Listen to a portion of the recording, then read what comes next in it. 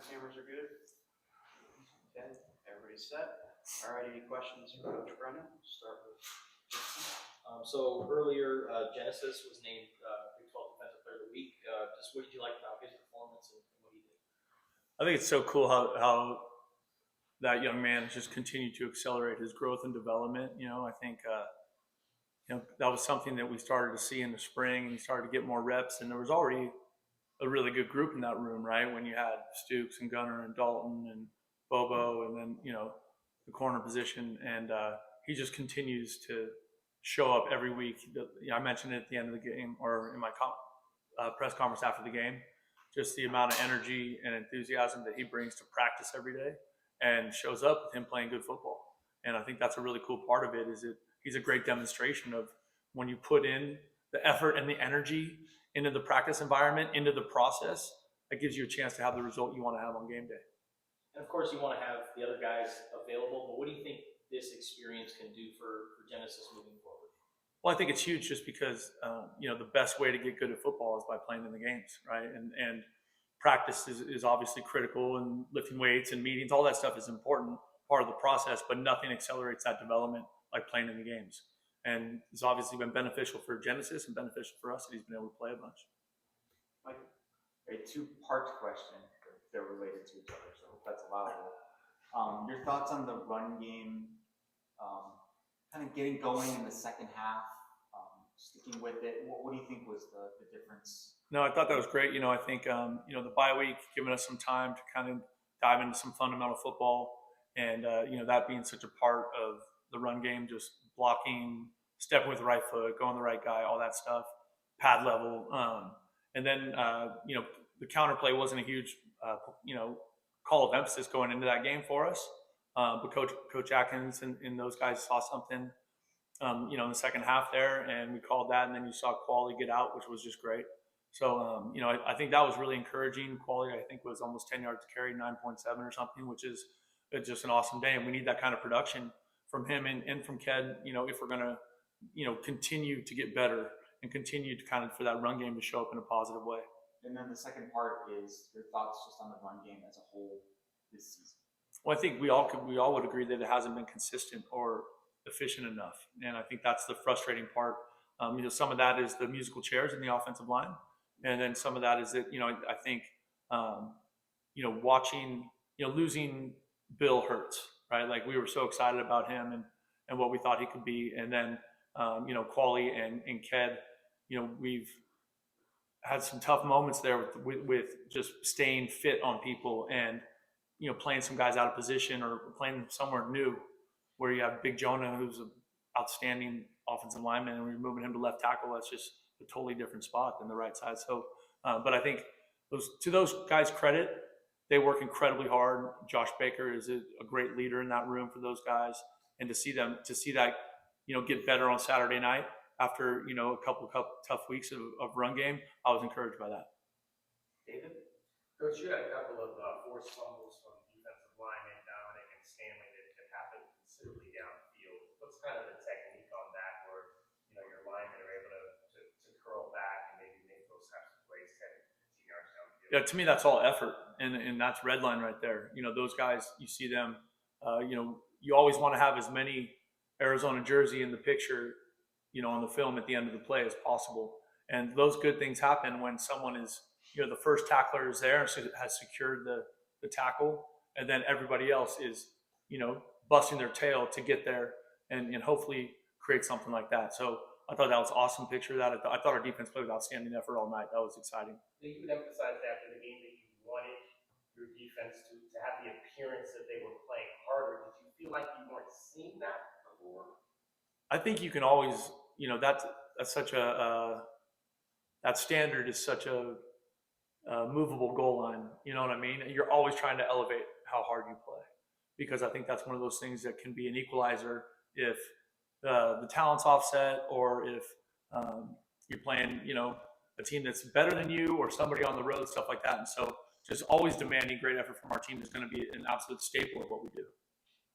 Jenna? Two questions. One, what stands out to you about TCU early in the week? Well, I think, they're obviously a team that has been up and down, but it seems like they're playing good football. They're coming off a bye, which I think will be helpful for them. They've got really good athletic group on defense that runs to the ball. And I think that, when you're looking at that kind of like speed, that's something that you're always considering. How are we going to handle that? They're extremely well coached. Andy Avalos is a fantastic defensive guy. And then offensively, Sonny's always been creative, right? He was creative when he was here. And just having coached against a bunch of his teams, they've always been extremely explosive offensively. And so we got our hands full on both sides of the ball, going on the road, tough game late in the season in November. And obviously it's a huge game for us. So, we're putting in the time and putting together the best plan we can to give us a chance on Saturday. Do you have any connection with Sonny? I know Sonny quite well. Yeah. I've coached against him a bunch of years. He's a really good guy and a good football coach. Brian? 3 year of 4 wins and maybe your 3 best performances this year come with extra time to prepare season opener and then multiple buys. Is there a way that you can condense the best parts of the preparation from those into the week and have the same kind of lead up? We certainly hope so. You're always trying to maximize the time spent, the rest and recovery with your team. Those are conversations with our training staff, with our strength and conditioning staff, trying to make sure we're practicing the right way that gives us the best chance to be as fresh as we can possibly be by game day. But I do think there is some benefit of the bye just because you do have a little bit of extra time. And so trying to find the right pace that way with your meetings and all that stuff and still play by the rules. Justin? So you made a change on the offensive line, Joey Capra at right tackle. After watching the film, what was your assessment of him and how the O-line did collectively? I thought Joey really gave us something in there. I know it's hard because he's playing a little bit out of position, but this is a young man that joined us, I think, August 5th, and out of the transfer portal, and to see him contributing in a meaningful way is just awesome. And he is one of those guys that loves coming to work every day, loves being a part of the team. The guys on the team really like him. He's just a really good dude, really great energy. And I think he just continued to work, right? Because when we started, he was just learning everything for the first time in training camp. And so he's played a bunch of different spots in the O-line, from center to guard to tackle now. And we felt like he gave us a little bit of stability there. Michael? Noah Fafita got that time to throw under 3 seconds this last game, first time since the opener. What do you think enabled him to do that? I think it's a combination of things. I think it's, us, we've been really diligent the last couple of weeks of just kind of putting him on a clock every play and giving him that feedback in practice, like in the moment, so that he's understanding, okay, that got out in 1.8, that got out in 3.2, whatever it is. I think that's been helpful. And then I think also we were a little bit more consistent up front. And so finding creative ways to either add people to the protection or add people to the concept where the ball has to get out fast is what we're trying to do. David?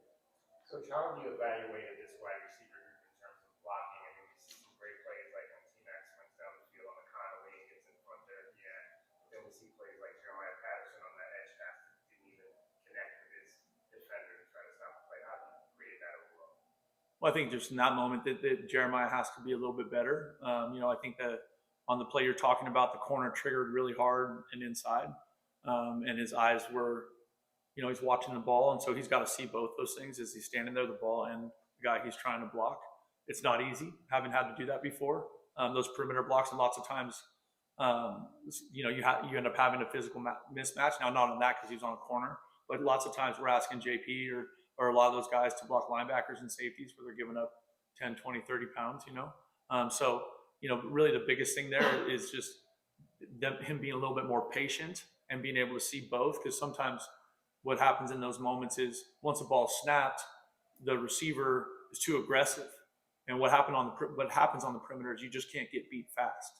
You can get beat slow as long as you get in the way and give the ball a chance to get past your block. Justin? What did you make on Quali's touchdown run, T-Mac sprinting up the field to try and get that block? And with that, what did you think just about the overall effort from the team considering? I thought it was great. And that was one of the things that we went into that game that was definitely, I mentioned it earlier, it was just a standard for us that we wanted to put on that tape after and feel great about how hard we played. And I think we can say that. Now, are there moments in there where I wish this guy or that guy played harder? Sure. That's every game. Like, nobody has a perfect effort game.